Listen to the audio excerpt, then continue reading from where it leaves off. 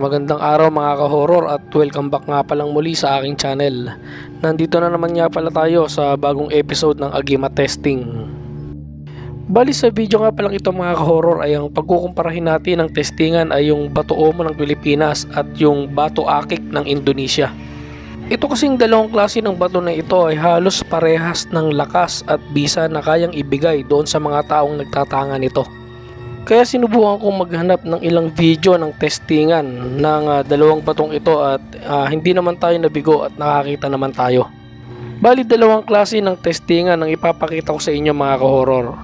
Yung una ay yung pag-testing sa mga batong ito gamit yung baril. Sa ikalawang testingan naman ay ipapakita lamang kung gaanong lakas ang kayang ibigay ng mga batong ito sa mga taong nagtatanga nito. So ano pa nga ba ang inihintay natin mga ka-horror? Tara at sabay-sabay nating panoorin at ating pagkumparahin kung alin nga ba sa Bato Omo o Batu Akik ang mas may lakas at mas mabisa ang kayang ibigay na agimat nito. Bali yung unang video ay nanggaling sa testingan ni Commander Bantugan at ito nga pala yung Bato Omong itim na pumasa at nilimusan ni Commander Bantugan ng 20,000. Bali sa testingan niya na ito ay mapapanood natin na ilang beses pinutukan ni Commander Bantugan yung Bato Omong itim na ito. At dito nga rin ay makikita natin na talagang ilang beses din hindi tinablan yung Bato Omong ito. Alam naman natin na ang Bato Omo ay talagang sobrang tigas, lalong lalo na yung Bato Omong puti. At gaya nga ng sinabi ko mga ka-horror na sa lahat ng testingan ni Commander Bantugan halos ito pa lang yung pumasa niya at nalimusan niya nga ng 20,000. So talagang malupit itong Bato Omo na ito.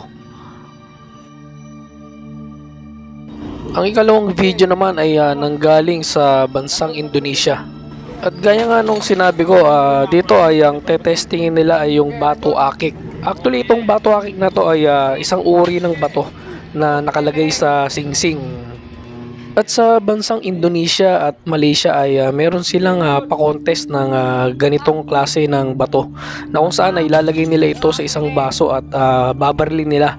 Pero ang gamit nilang baril dito ay hindi katulad nung ginamit ni Commander Bantugan na malakas na klase ng baril. Dito ay ginagamitan lang nila ito ng airgun.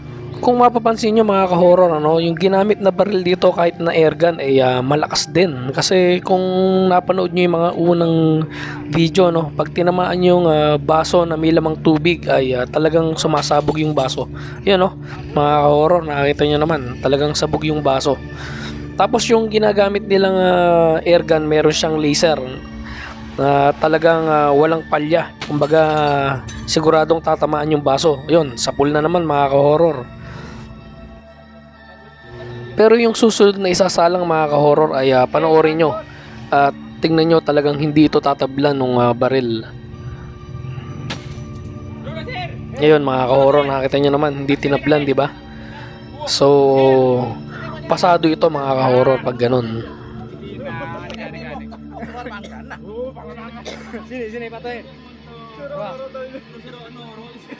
At dito ipapakita yung Bato Akik na pumasa. Ayan mga ka-horror, nakalagay siya sa singsing. Magandang klaseng bato to mga ka-horror. May design, hindi katulad nung Bato Omo na kulay puti, itim o kaya bulik lang yung itsura niya.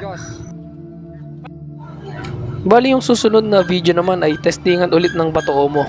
Ito yung pangkaraniwan na napapanood natin na testingan ng mga antingero, yung pinupukpok yung Bato Omo.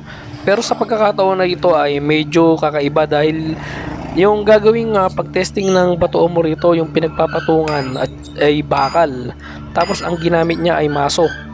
Tapos ilang beses niya itong pinukpok at dito talaga ay makakita natin na sobrang tigas ng Bato Omo.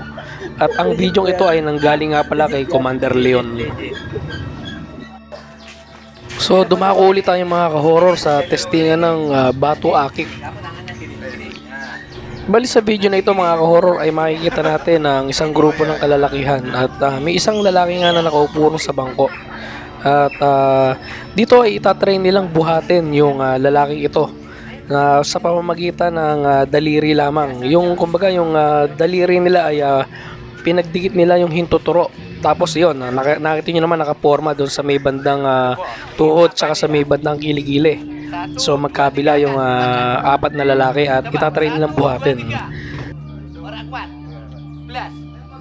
At yun nga mga ka-horror, hindi nga nila nabuhat yung lalaki. At dito nga inilabas na ni Kuya yung kanyang bato akik. At ito ay inilagay niya ron sa may timba. At inutusan niya yung apat na lalaki na ilublob yung dalawang kamay nila ron sa tubig. At ganun pa rin ang gagawin nila.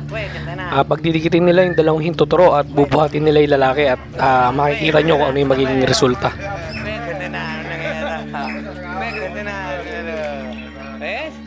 Okay? Ora! Wes, saiki posisi diangkat. Oh, yang mau, yuk. Apa nih ya? Ya. 1, 2, 3. Terus, angkat, terus, angkat, terus, angkat, terus. Angkat, angkat, angkat. So yun mga ka-horror, nakita nyo naman, talagang naiangat nila at nabuhat nila si Kuya. Kumpara nung una na hindi pa nila inilulublob yung kanilang mga kamay doon sa timba na may lamang tubig at nakalagay yung bato akik. So kakaiba rin talaga yung lakas at kapangyarihan na ibinibigay ng bato na ito, mga ka-horror. Nakakabilib. Ano sa palagay nyo mga ka-horror? Alin sa dalawang bato ang mas may mabisang kapangyarihan ng taglay? Yung bato mo ba? O yung bato akik? Kayo na po ang bahalang humusga. Hanggang dito na lang mga ka-horror. At samahan nyo akong muli sa mga susunod ko pang mga video patungkol sa agimat. Maraming salamat po.